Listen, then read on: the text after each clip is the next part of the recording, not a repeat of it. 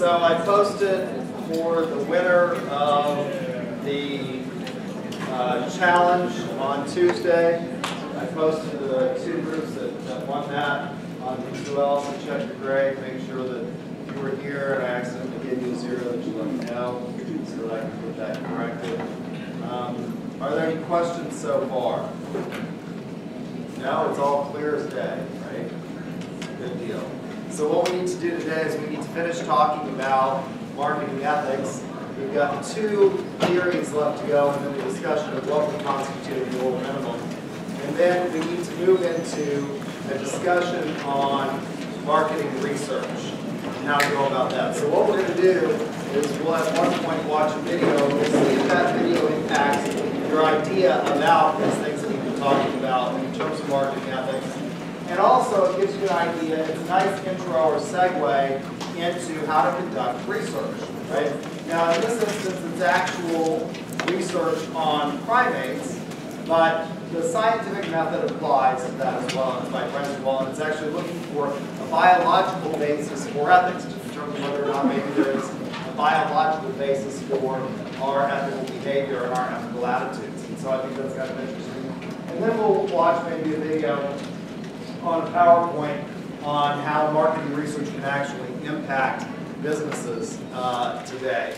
On Tuesday, what we'll do, and you may want to tell any of your friends who are not here, that they'll want to be sure to be here on Tuesday, because after we finish talking about marketing research, I will have a test review for the first exam. And what I do is there are 3 versions of the exam, but I take one of the versions. All of the exams contain basically the same substantive questions. There are some differences in the questions, and there's obviously a difference in the order, so that you can't cheat off of each other in a large section like this. But I'll take one of the exams, and I will go through it question by question, and at that point I'll also allow you, if you want, you're always welcome to record anything that I say if you want to record it, but I'll also give you an opportunity to put your cell phones up here if you want to get just the audio portion of that without having to go through the entire video and watch that for the exam review, and I think that's pretty helpful. You'll want to definitely be here or at least watch that portion. The average exam score on the first exam tends to hover around 60 to 65. So I don't know why that is, because I go question by question through the exam, and if you look up the questions, there's 50 of them. You should be able to answer all 50 questions and get 100. So, and I'll also take any questions that you have if there's anything that you're not clear about in terms of substantive material on the exam at that time. So you might think about questions. So we talked about utilitarianism last time, and we talked about some of the problems with utilitarianism, right? And this idea that maybe there are just some things that even if they brought about a great deal of happiness, we might not want to do, right? It would just seem creepy to do that. In terms of marketing, maybe there are some products that even if they're legal, we want to think about whether or not, and even if they bring about a great deal of happiness, whether or not we really want to market them. Things like violent video games. That's become a topic in the news and a headline, right? There is an argument that's made, I don't know how able they are to support it with scientific research, that violent video games desensitize particularly children to violence. And maybe that's led to problems in schools and school shootings and things like that that we've seen. Does that make sense to you, or can you see the logic in that argument? I think you really have to prove it. I don't know how you go about proving that, right? It's very difficult to get in the mind of some of these school shooters, particularly when they turn the guns on themselves or end up dead themselves. And so I think that that may be problematic to prove. But you can see maybe we ought to think about whether or not we should even bring those kinds of things to market. However, all video games, even the ones that aren't sort of virtual reality and shoot them up like, I don't know, what's the one where you can steal cars and you can kill people? Grand Theft Auto, right? You can do all of this stuff, and it's got such good values. Like I understand there are hookers in that video game as well. Isn't that just wonderful Christian values there that we're exemplifying? And I don't know that you want to mark that, but even if we think about simple games from my era, from my childhood, Pac-Man. Pac-Man is kind of a violent game, isn't it? And you've got this little man and all he wants to do is eat, and you've got these ghosts that are chasing him around and trying to kill him to keep him from eating, unless he gets the really big food pellet, in which case he then chases the ghosts and kills them, but they come back to life. It's not quite, you know, they come back and it's not as sad as when he goes and spins out and dies, and eventually after the third life, you have no more.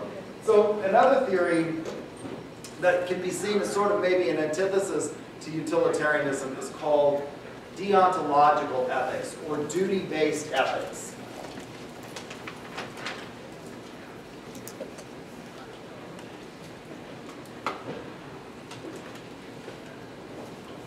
So if you see the word on the exam, deontological, you know that that means duty-based ethics. The major thinker here in duty ethics is Immanuel Kant.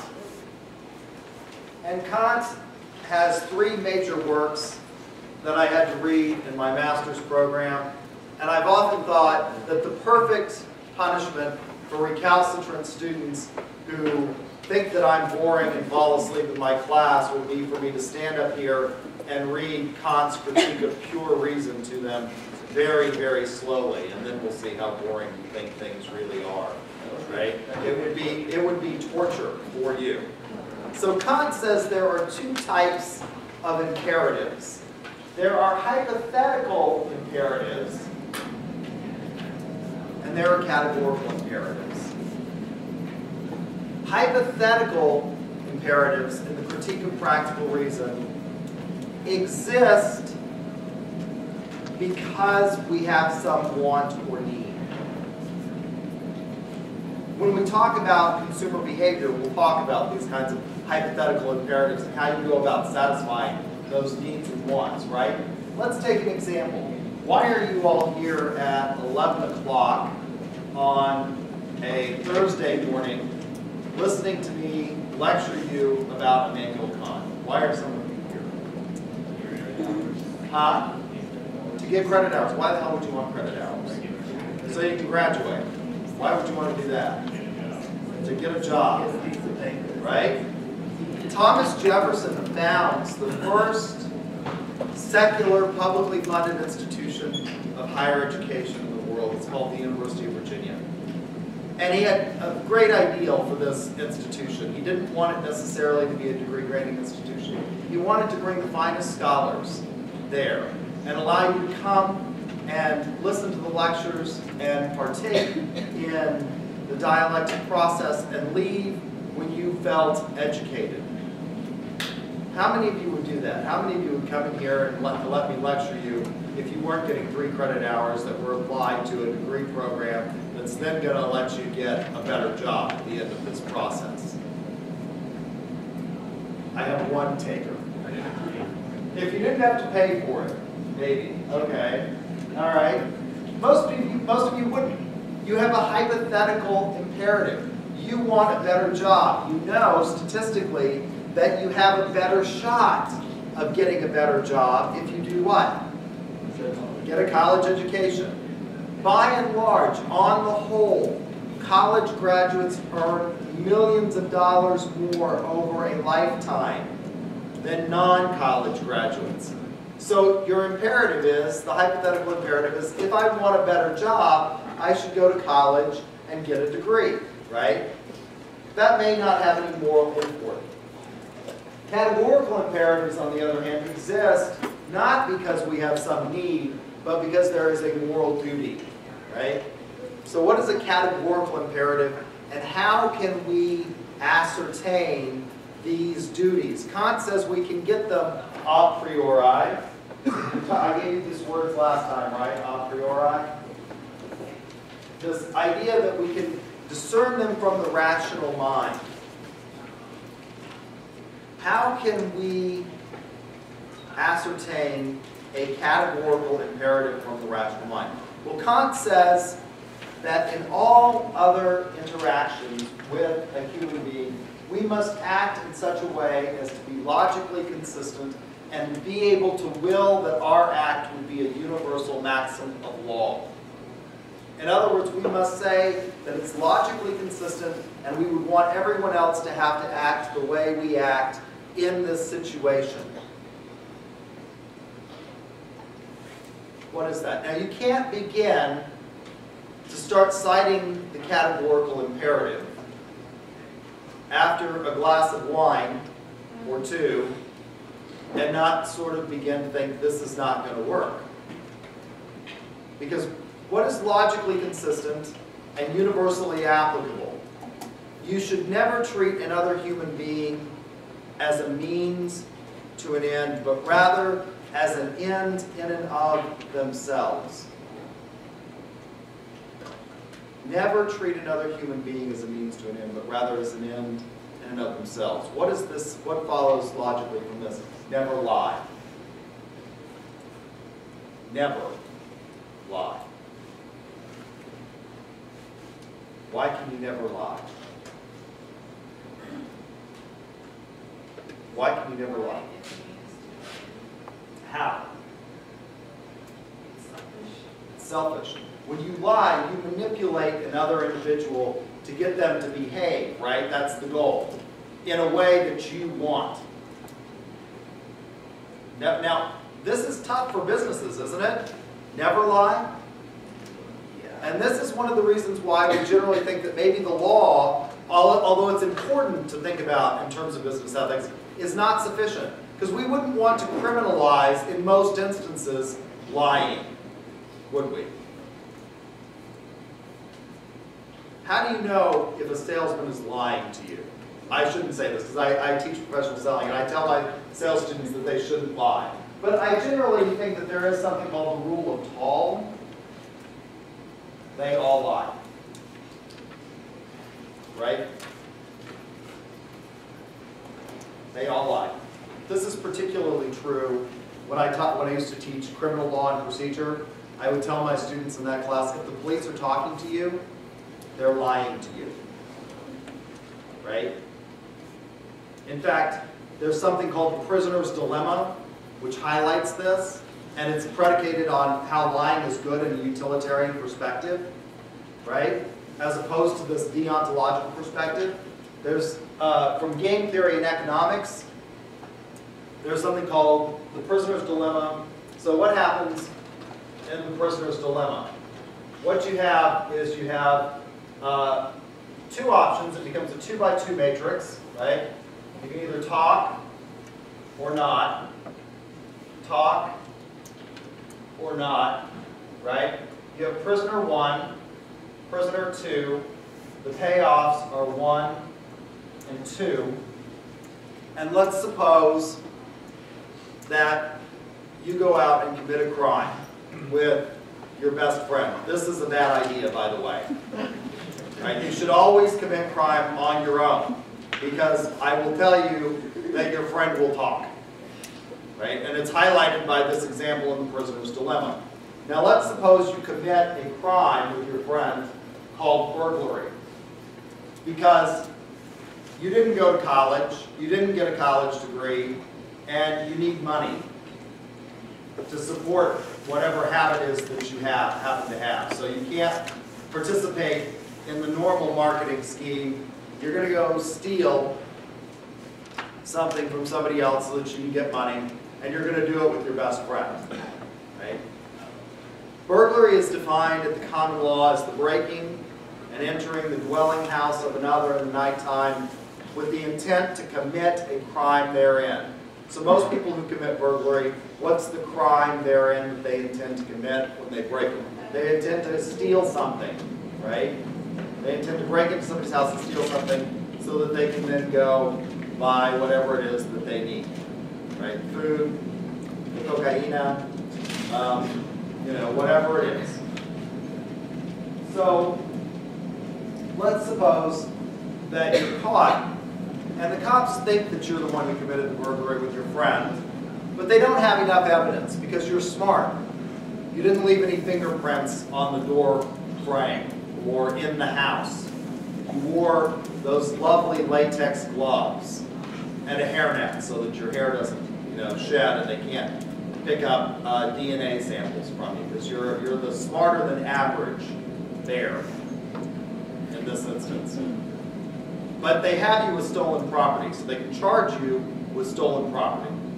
Let's suppose that the penalty for receiving stolen property is 7 years, and the penalty for burglary is 10. And if neither of you will talk, the only thing they'll be able to charge you with is criminal trespass, which carries a penalty of 3 years. Now, if one of you talks and the other doesn't, you'll get a slightly reduced sentence, and they'll give you the 7 years instead of the 10. And the one that doesn't talk will get the 10 years. So we've got 7 and 10. If you both talk, you get the maximum penalty, which would be 10 and 10. In this one, you'd have 10 and 7. And if neither of you talk, you get 3 and 3. Where do you want to end up? 3. You want to end up at 3 and 3, right? There's a game theorist and economist named Nash who comes up with something called the Nash equilibrium, right? You all have seen a movie called A Beautiful Mind. How many of you have seen that movie? Quite a few of you have seen a movie called A Beautiful Mind, right? The Nash equilibrium, where do you end up? Because what happens with police is they're going to split you up into different rooms, right? And they're going to say, now look, this will go a lot easier for you if you'll talk. And your buddy's about to break, and the first one who talks gets the deal. The other one doesn't. This is called a game of complete but imperfect information. You know what the outcomes are, right? You know what the outcomes are, but you don't know what your partner is doing, so it's imperfect. Because you're separated and you can't communicate. And so you always end up here. But where you want to end up is here. The police engage in lying to you. It may be that your partner isn't talking, right? They're holding out. They're absolutely certain, but you don't know. And so the risk becomes inherent, so you start to talk, right? And you both end up worse off. Now, in a utilitarian perspective, we would say lying is good, in this instance by the police, because it leads to the capture, conviction, and putting away of 2 dangerous criminals who have broken into somebody's home and stolen something for a longer period of time than if we hadn't captured them, right? However, could you say that lying to the police is a good thing? No. According to a utilitarian perspective, you can't. And in fact, we do this in criminal law. We criminalize this, right? What did Martha Stewart go to jail for? She didn't go to jail for perjury. She went to jail for lying to a federal officer, right? They couldn't prove the substantive charge of engaging in insider trading. They could prove that she lied to a federal officer, which is why when the man with the badge is talking to you, you need to shut up. Right? Because she thought she was smarter than the police officer, and it turns out she wasn't, or the federal agent in this case. So lying to the police would be bad because it would waste resources, right? And so we criminalize it. But if they lie to you, that's okay. Kant would say that's not okay. You should never lie. Never lie. Really? Now again, in business, never lie?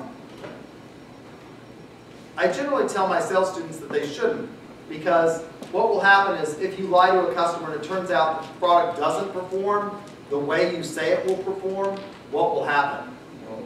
They won't buy from you again, right? If all you're worried about is transactional sales, that might work, but if you're worried about relationship selling, that's not going to work, right? But never lie? How many of you have a boyfriend, a girlfriend, an insignificant other, a spouse? Oh, a lot of you are socially awkward and not capable of human relations. Okay. So quite a few of you, raise your hands high so I can see. Okay. In the back row, orange. You have an insignificant other. Yes. Okay? Never lie. What do you say when she says, how do I look in this? I always say you look good. Well, I will tell you what I said, and it's the reason I'm single. I used to tell my wife, you look horrible in that. You look like death warmed over in pastels. I will not be seen if you go upstairs and change. Well, it's a lose-lose anyways. If I say you look good, then she'll be like, oh no, you're lying. You know, if I tell the truth. Right. Yeah. Never lie. Never. You know, what about those little white lies? You look fine. Well, I don't know. That's maybe not such a good thing, right? Because everybody knows when they ask you and you say, you try to retreat to that place that you think is safe. You look fine, dear. And they know that fine means freaked out, insecure, neurotic, and emotional. Right? Brutal honesty. Well, Kant says, yeah, that's right. Brutal honesty. Let's do a harder one. We'll call it the hypothetical of the inquiring murderer. You live next door to Mr. and Mrs. Smith. Mr. Smith is abusive. He's threatened his wife. Told her that if she leaves, she will no longer walk the earth. You see her pulling out of the driveway one day and she says, I'm going to the shelter for battered women. Please don't tell my husband. If he finds me, I think he'll do bad things. Mr. Smith comes home and says, have you seen my wife? I think she may have left me and gone to the shelter for battered women. Now you know that if you don't lie, Mr. Smith is likely to go find his wife, right? Kant would say don't lie. If bad things happen, that's just too bad. You can't lie, right? Don't lie. Now, for most of us, this is a little harsh, right? And so I think you can see that there are never lie. I think in the case of Mr. and Mrs. Smith, what am I going to do? I'm going to lie and say, oh no, your wife went to Homeland. And then I'm going to be on the phone to the shelter room. Run, right? Leave now. There's a third theory out there, and it's called virtue ethics. And maybe you might think of it as a synthesis. So if we have utilitarianism, greatest good, the end justifies the means. We have an opposite of that, or an antithesis, which is duty ethics. The ends don't justify the means. The only thing that's good is a good mind. Maybe virtue ethics represents a synthesis of these two, right? Largely developed by Aristotle in two classic works. And I think for marketers, Aristotle has some really brilliant insights into how we should behave and what might be good for us as business people and as marketers. So Aristotle asks the question, he says, first of all, what we have to do in order to determine sort of ethics is we have to determine the purpose of a thing. We have to come to what is called the terminus ad quem. The point at which it's no longer logical to ask the question, and why that? Why did you do that? How many of you were curious, intellectual children? I was. I was a why child. How many of you were why children? Your parents would say, don't do that. Why? Right? And they would say, for example, can I have a cookie? No. Well, why? Well, because it will ruin your dinner. Well, why? Well, because you'll get full and then you won't want to eat. Well, why does that matter? Well, because you need to eat something other than cookies in order to grow up to be big and strong. Why? Right? And that's the point at which your parents become enormously frustrated, and they resort to that wholly intellectually non-satisfactory answer, which is also a logical fallacy called an appeal to authority, where they simply say what? Because I said so. Right? I would do this, and my mother would say things. I grew up on a ranch. It's the reason I'm dressed like this today. I had to go feed horses. And so my mother would say things. She would have all these ranching analogies. She would get exhausted with me, and she would just say, Grant, you cannot ride a dead horse. And I'd say, yeah, but you can sit on it for a while. Right? You can sit on it for a while. So I was a wise student. Why this? Why that? Right? Why can't I have this? So you see me on the sidewalk out here, and you say, what are you doing? I'm going to my doctor's. Well, why? Well, because I got to get a physical. Well, why? Well, because I want to make sure I'm in good health. Well, why? Well, because I don't want to die. That's the terminus et quem. It's the point at which it no longer makes sense to say and why. Most people want to live, right? It's perhaps one of our most fatal human tendencies is to constantly want to cling to this thing, even in the most desperate situations. There's a book by Voltaire called Candide in which he highlights this overwhelming human need to live, even in the most abhorrent of conditions. Candide is a horrible book if you read it literally, but because it's transformed by style, it's really kind of funny. It's maybe Voltaire's greatest work. He considered it a very minor one. It's one of those ones where if you really want to be truly educated, it's one of the works that I suggest you read. From time to time, students have asked me what they should have read to become truly educated. I have a reading list. If you're interested in that, I'll be happy to give it to you, and what you should have read to become truly educated. So you get this terminus et quem. Well, Aristotle says what we have to do is we have to achieve the terminus et quem for a human life. What is the terminus? What is the purpose of a human life? Well, in the Eudaimonian ethics and in the Nicomachean ethics, Aristotle says it's this Greek word, this ancient Greek word, eudaimonia.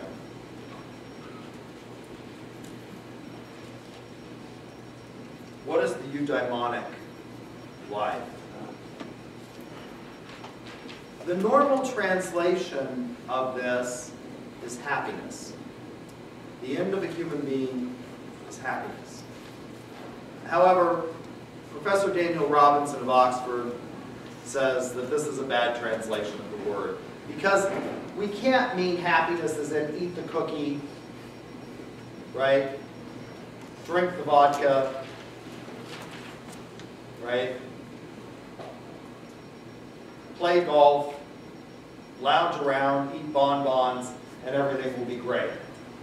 It's got to be more than that. And so Professor Robinson says that the good translation of this word is flourishing, the flourishing life. Now what we see throughout Aristotle's works is this idea of proportionality. And this is where it becomes applicable, particularly to modern day marketing and this idea of friendship. Aristotle says what we need to do is we need to follow the golden mean. And you see this throughout most of his philosophy. So for example, in his essays on friendship, Aristotle says there are 3 types of friendships. And I think you should think about this. When we talk about relationship marketing in here, when we talk about personal selling and building relationships and customer lifetime value, you should think about this. There's friendship that's based on utility.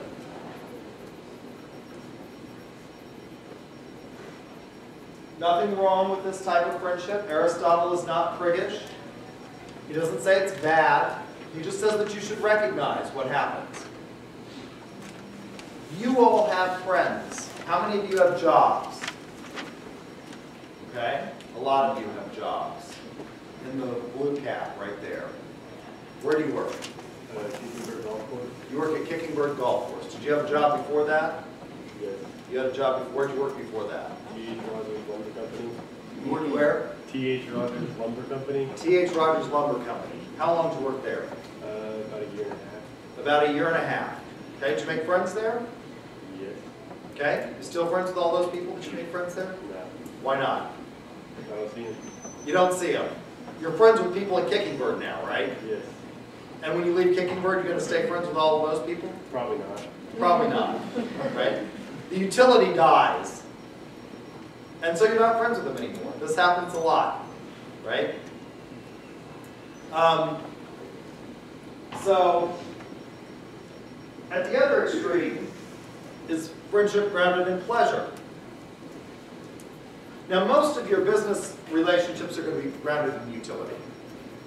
As long as you're good to your customers and they're good to you, they pay their bills, you're going to stay friends. The other is friendship grounded in pleasure. These are your, friends that you hang out with, that you play golf with, stuff like that. That you go to the bar with, right? And then when you have to go to the Betty, you all know what the Betty is? Betty board, right? They dry you out, you're not going to be friends with them anymore, right? People that you went to the bar with. A third type of friendship is perfected friendship.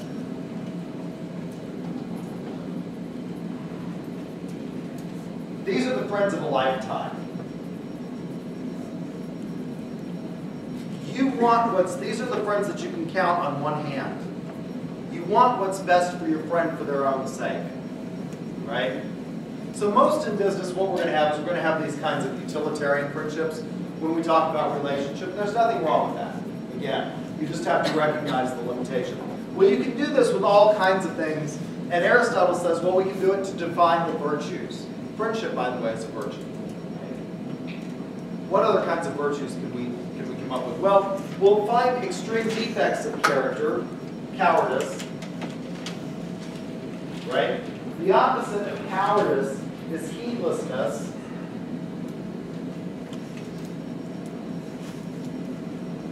What's the middle ground? What's the virtue? Courage. Right? That's the middle ground. The courageous person is the one who knows when to fight the good fight. They don't fight every battle. They know when to fight. What are some others? Compassionate, right? Generosity. The compassionate person knows things like what? Punishment should fit the crime, right? They're not the unconditional love, but they're also not the draconian. It's a proportionality. Generosity. The generous person is not the ascetic. It's not Mother Teresa who gives everything away. And it's not Scrooge, right? It's this middle, it's this balance, it's this harmony. Now the criticism, so what I think we can find in Aristotle is that the person who has good values and good virtues would know, it's not generally acceptable to lie. But in certain circumstances, you shouldn't lie a lot, but in certain circumstances, and Mr. and Mrs. Smith, it might be okay, right? If you're a lawyer defending a client, you don't need to expose your hand to the other side, necessarily, right?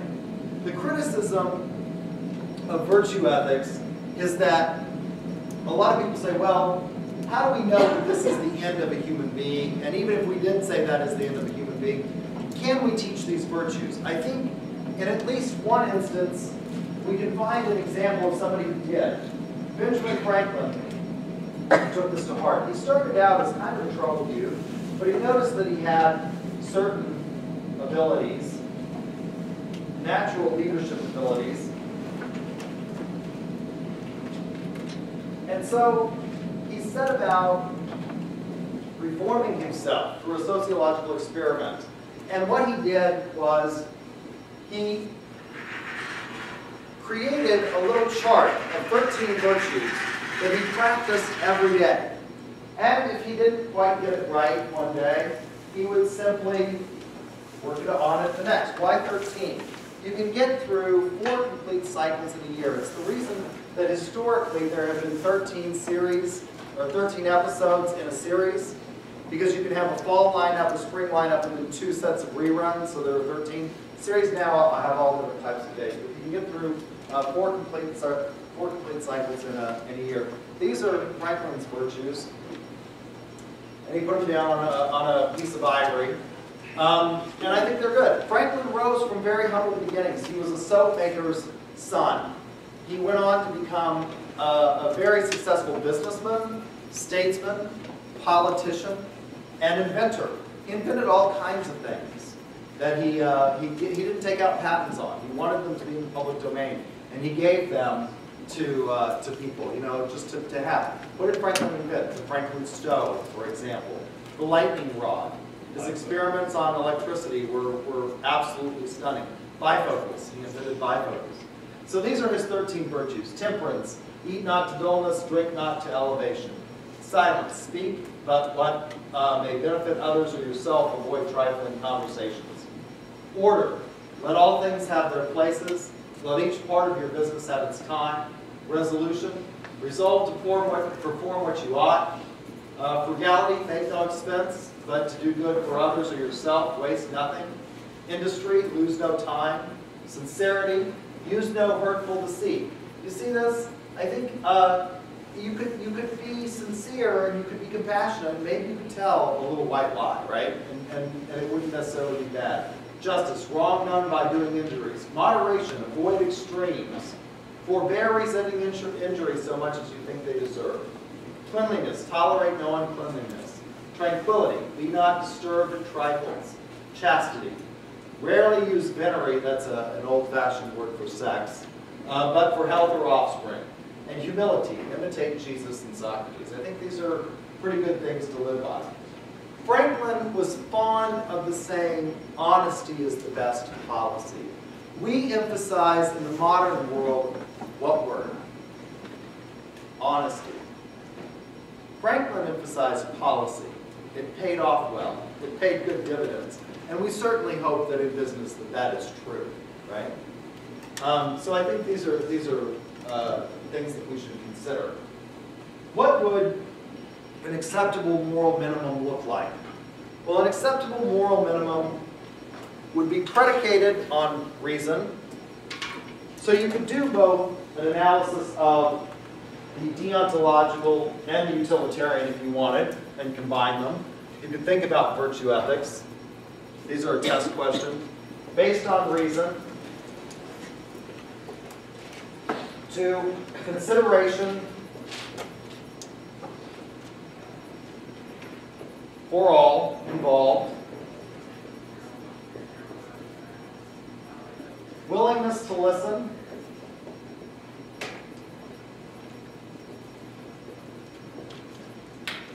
and consider objections,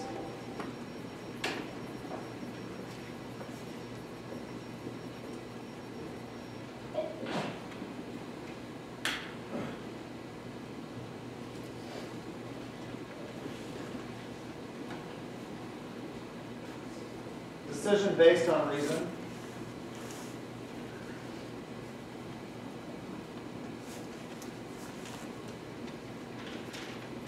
and finally, 5, willingness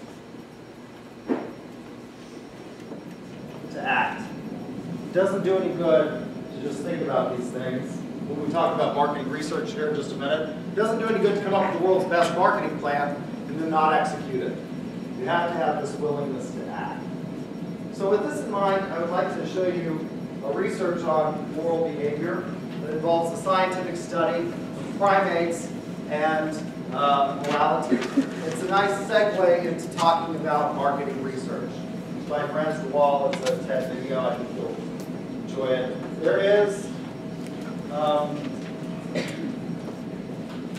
somewhat scandalous photo that he talks about his studies of bonobos and bonobos. So if you're offended by the picture of these bonobos engaged in sex, I'll let you leave. I do warn you in advance, but I think it's a good video from one of the TED Talks.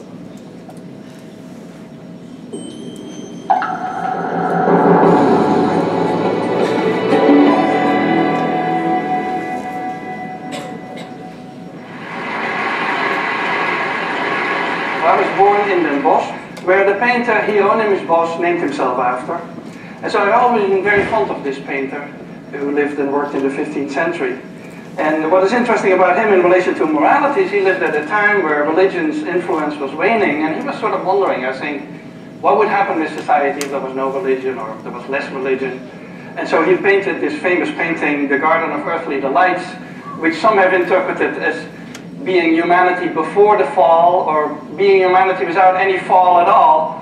And so it makes you wonder what would happen if we hadn't tasted the fruit of knowledge, so to speak, and what kind of morality we would have.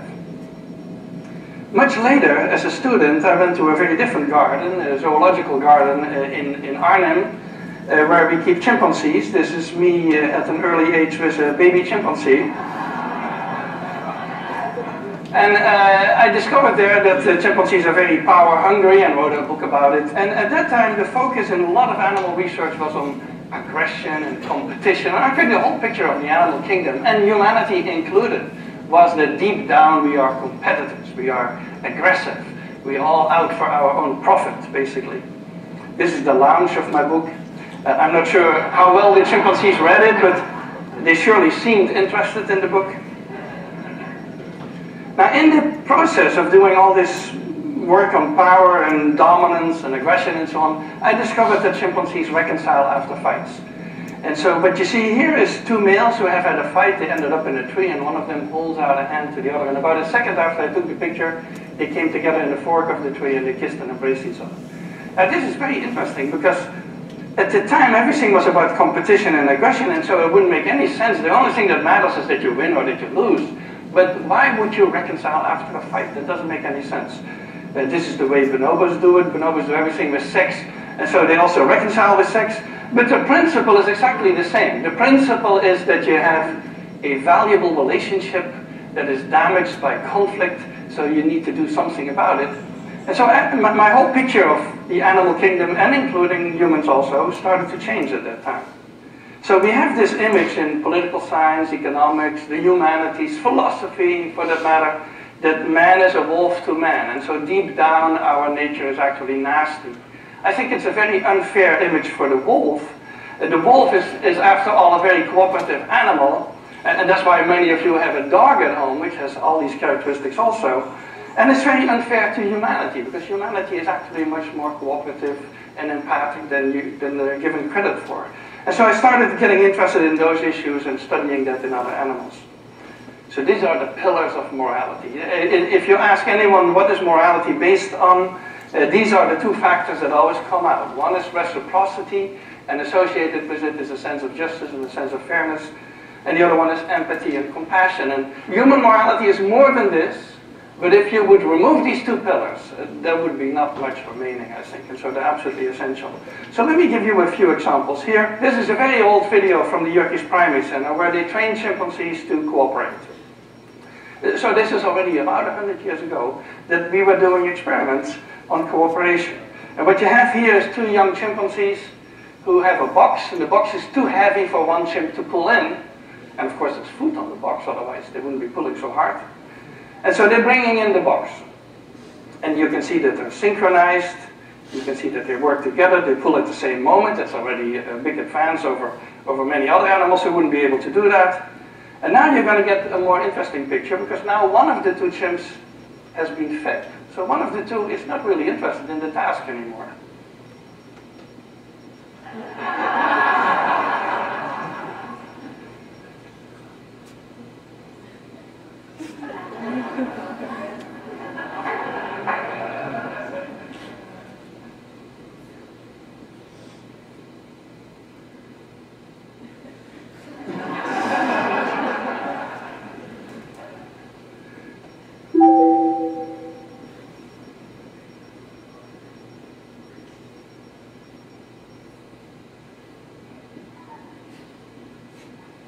Now look at what happens at the very end of this.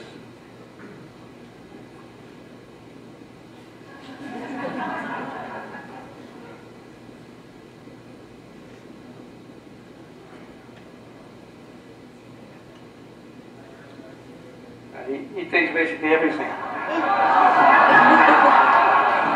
So there are two interesting parts about this. One is that the chimp on the right has a full understanding he needs the partner, so full understanding of the need for cooperation.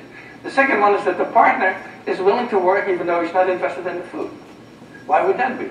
Well, that probably has to do with reciprocity. There's actually a lot of evidence in primates and other animals that they return favors, and so he will get a return favor at some point in the future.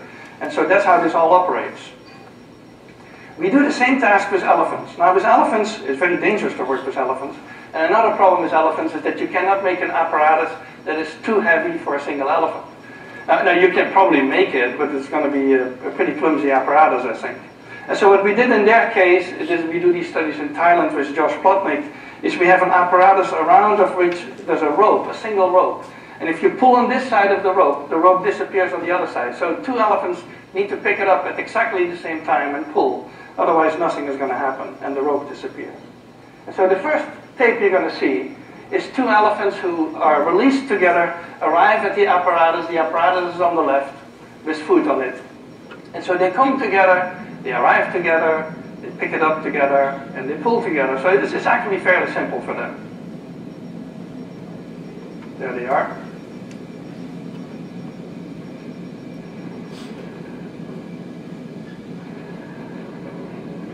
And so that's how they bring it in. But now we're going to make it more difficult, because the whole purpose of this experiment is to see how well they understand cooperation. Do they understand it as well as the chimps, for example? And so what we do in the next step is we release one elephant before the other, and that elephant needs to be smart enough to stay there and wait and not pull at the rope, because if he pulls at the rope it disappears and the whole test is over. Now this elephant does something illegal that we did not teach it, but it shows the understanding that he has, because he puts his big foot on the rope, stands on the rope and waits there for the other, and then the other is going to do all the work for him. So it's what we call freeloading. But it shows the intelligence that the elephants had. They developed several of these alternative techniques that we did not approve of necessarily. So the other elephant is now coming. And is going to pull it in.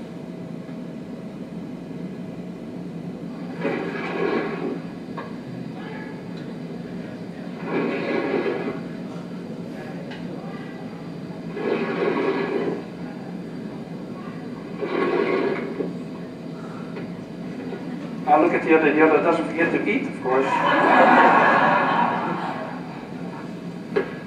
This was the cooperation reciprocity part. Now something on empathy. Empathy is my main topic at the moment of research, and empathy has sort of two qualities. One is the understanding part of it. This is just a regular definition, the ability to understand and share the feelings of another, and the emotional part. And so empathy has basically two channels.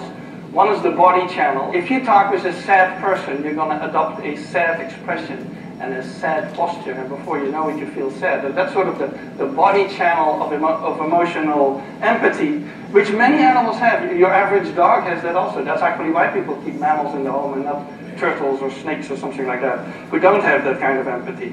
And then there's a cognitive channel, which is more that you can take the perspective of somebody else. And that's more limited. There's few animals. I think elephants and apes can do that kind of thing, but there are very few animals who can do that. So synchronization, which is part of that whole empathy mechanism, is a very old one in the animal kingdom. And in humans, of course, we can study that with yawn contagion. Humans yawn when others yawn, and it's related to empathy. It activates the same areas in the brain. Also, we know that people who have a lot of yawn contagion are highly empathic. People who have problems with empathy, such as autistic children, they don't have yawn contagion. So it is connected. And we study that in our chimpanzees by presenting them with an animated head. So that's what you see on the upper left, an animated head that yawns. And there's a chimpanzee watching, an actual real chimpanzee watching a computer screen on which we play these animations.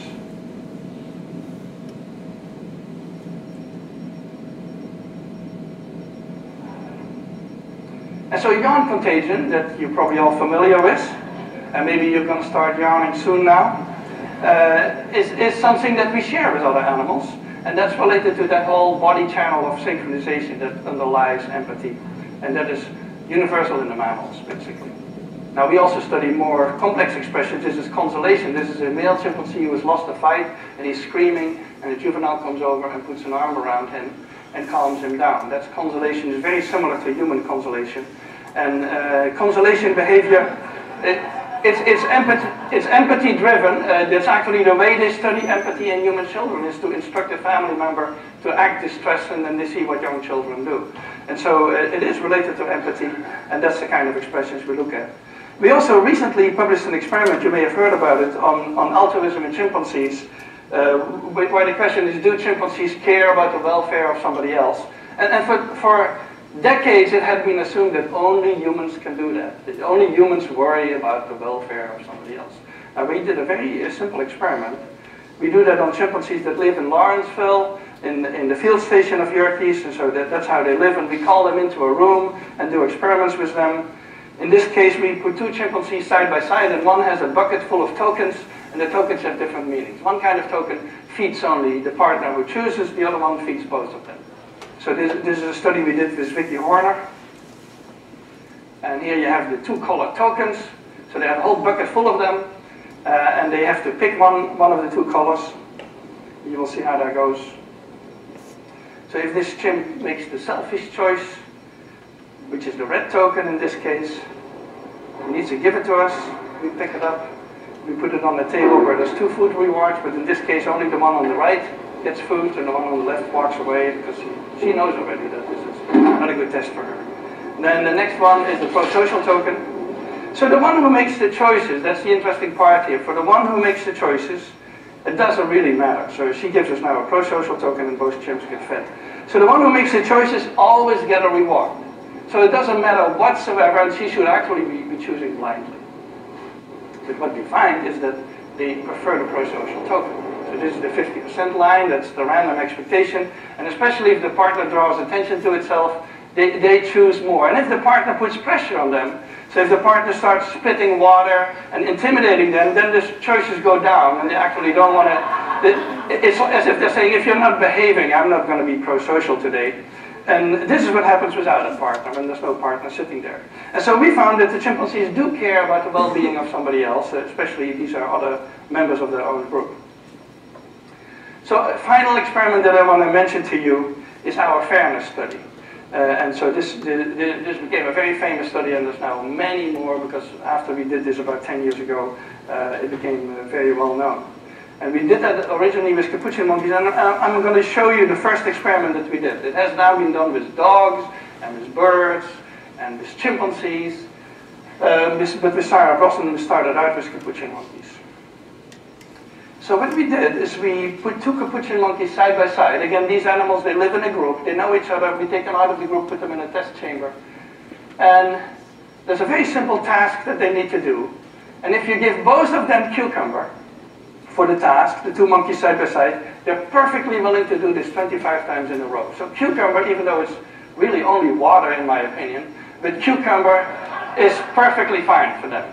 Now if you give the partner grapes, the food preferences of my capuchin monkeys correspond exactly with the prices in the supermarket. And so if you give them grapes, it's a far better food, then you create inequity between them. So that's the experiment we did. Recently we videotaped it with new monkeys who had never done the task, thinking that maybe they would have a stronger reaction, and that turned out to be right. The one on the left is the monkey who gets cucumber. The one on the right is the one who gets grapes. The one who gets cucumber, note that the first piece of cucumber is perfectly fine. The first piece she eats. Then she sees the other one getting grape, and you will see what happens. So she gives a rock to us, that's the task. And we give her a piece of cucumber and she eats it. The other one needs to give a rock to us. And that's what she does. And she gets a grape. And she eats it. The other one sees that. She gives a rock to us now, gets again cucumber.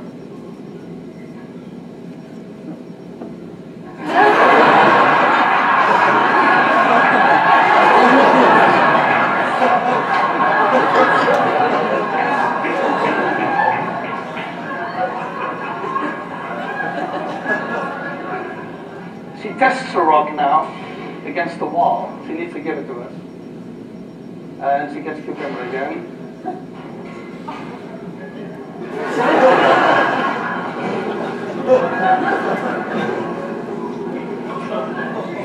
So this is basically the Wall Street protest that you see here.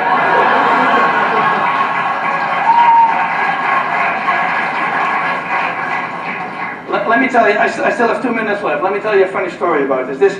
This study became very famous, and we got a lot of comments, especially anthropologists, economists, philosophers. They didn't like this at all because they had decided in their mind, I believe, that fairness is a very complex issue and that animals cannot have it.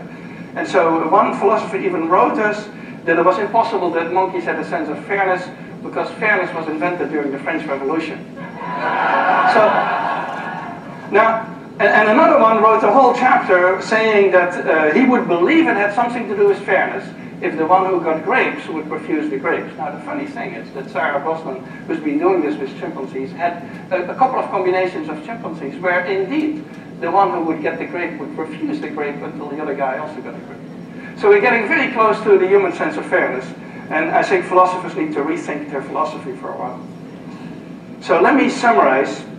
I believe there's an evolved morality. I think morality is much more than what I've been talking about, but it would be impossible without these ingredients that we find in other primates, which are empathy and consolation, pro-social tendencies, and reciprocity and a sense of fairness. And so we work on these particular issues to see if we can create a morality from the bottom up, so to speak, without necessarily God and religion involved, and to see how we can get to an evolved morality. And I thank you for your attention.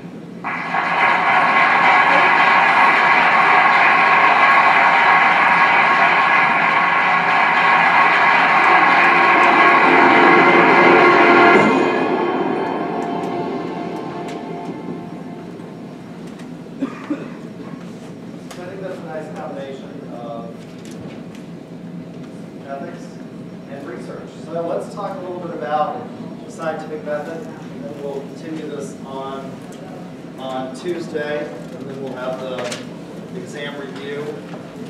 So, how do we start?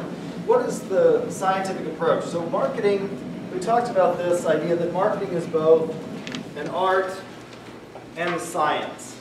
So what are we going to do in terms of taking it as a scientific approach to marketing, right? How are we going to go about doing this science? What are the steps in the scientific approach? Why is research so important? So we know what people like. Yeah, most businesses will fail within 5 years. And I would suggest that one of the major reasons that a lot of businesses fail is because we have a tendency to project what we think we might like or need.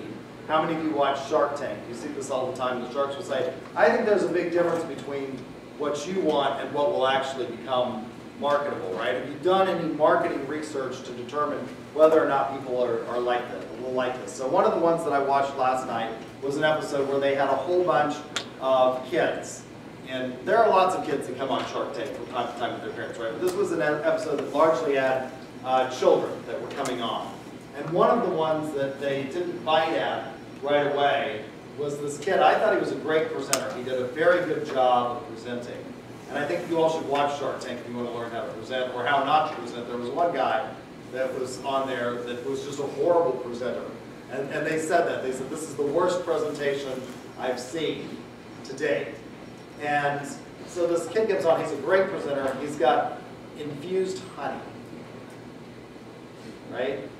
So we're infusing lots of stuff these days, right? You're infusing all kinds of different products. This has become a big marketing trend. So what kinds of things are infused?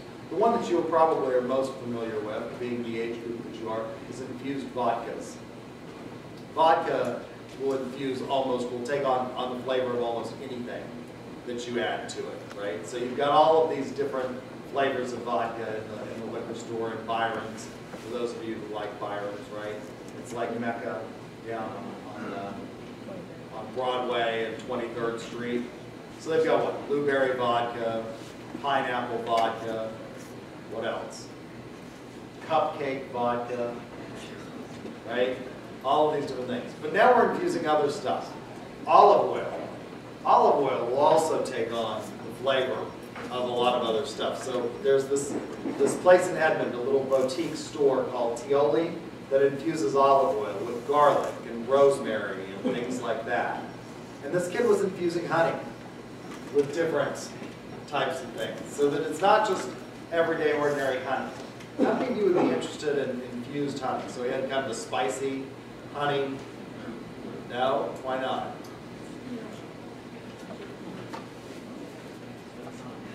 It doesn't sound good? He had garlic honey, I think, was one of the ones. That doesn't sound good at all? Really? Think about it. What makes peanut butter and jelly good? It's salty and sweet, right? You know, I think, how many like sweet and sour? That's kind of an interesting right. But they said, you know, what's your market research? How, you know, and most people bring stuff to market, and what's their market research? I would like it. My friends like it. Okay. My mom likes it. My friends like it. So we engage in the logical fallacy of imposing a characteristic of the individual onto the aggregate, right? And that can lead to problematic results. And their market research ends up being a market test, and usually for a lot of businesses, market failure, right? I think people like this. I'll bring it to market. They bring it to market, and it turns out to be a huge market failure. So how are we going to go? If we want to say we're going to come up with an idea, we want to start a business, what are we going to do to start this scientifically so that we ensure, or at least we have a better possibility that we won't have market failure? What's the first step in scientific method? Who said it? Observation. Yeah, I disagree with your text. Your text says the first step in this process is what? This is a test question. Your text says that the first step is to define the problem. Well, how do you know that there's a problem if you haven't done what? Observation, right? Before you can define a problem, you're going to have to go out there and observe. So we're going to look around. Try to find a need or a want.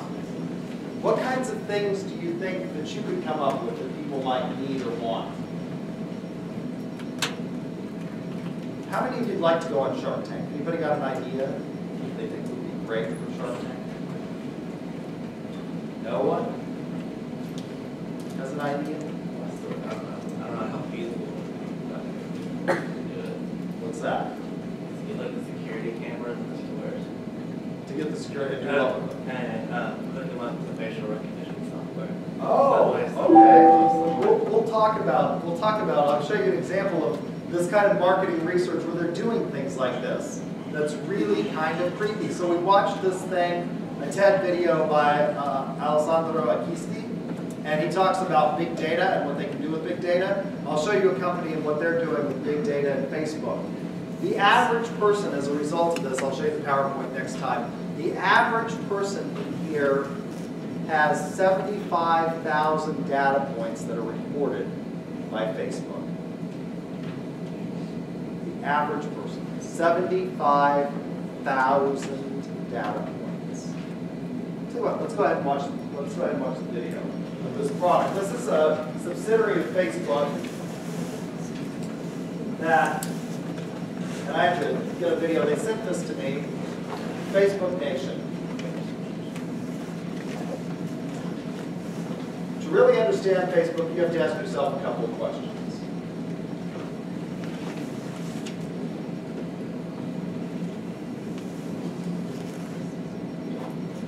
The company's worth over $200 billion. Why? It's free. It always will be, according to their base, their thing, right?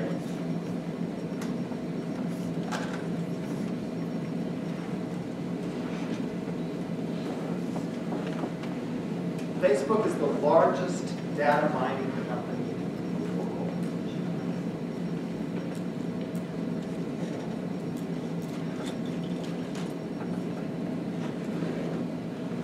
Everything. Stuff that you know that you're giving them, right?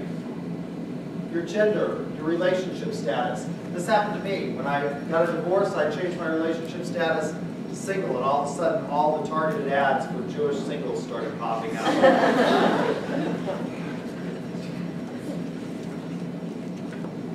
They have access to your web history, recent purchases. Millions of other websites share what you do with Facebook.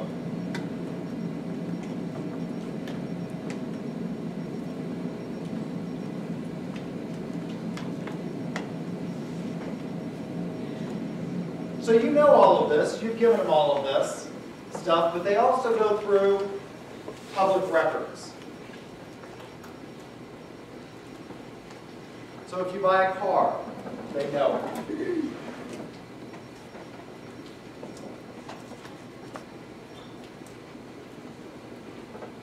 You go to grocery stores, you use the Homeland Savings Card.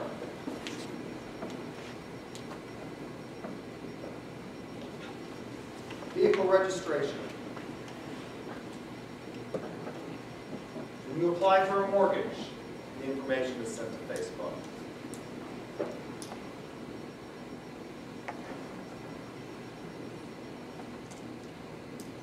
You fill out a loan application. We filed for a business with the Oklahoma Tax Commission.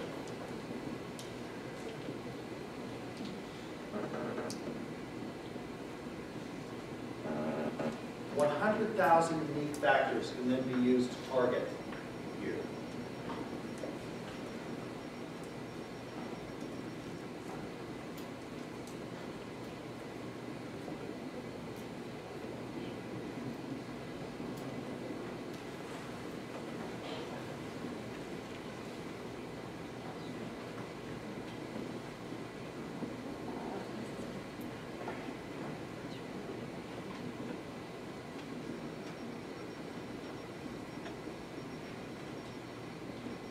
So with this information, this company that works with Facebook takes all of this and they develop marketing plans, marketing research for companies.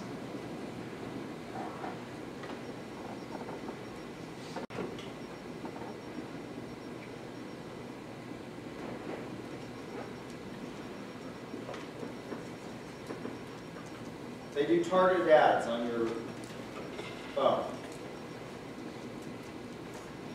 Things like that. The sidebar ads on Facebook that pop up.